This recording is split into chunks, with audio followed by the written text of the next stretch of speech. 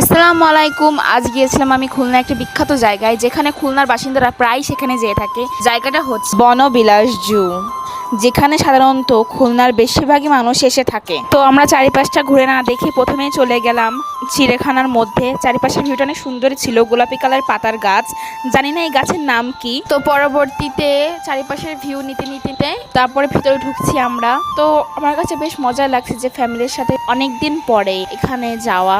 তো প্রথমে আমি সাপ দেখতে চলে আসি। সাপ সাপ দেখার ব্যাপারটা একটু ইন্টারেস্টিং আমার কাছে। তারপরে প্রকৃতি তো আছেই, আমার কাছে প্রকৃতিটা অনেক ভালো লাগছে। বিভিন্ন ধরনের গাছপাতারি হাবিজুবি জিনিসপত্র, ফুল গাছ। এরপরে এই জিনিসটার নাম কি আমি জানি না, এই প্রাণীটার নাম কি আমি সত্যিই জানি না, তো বলতে পারি না।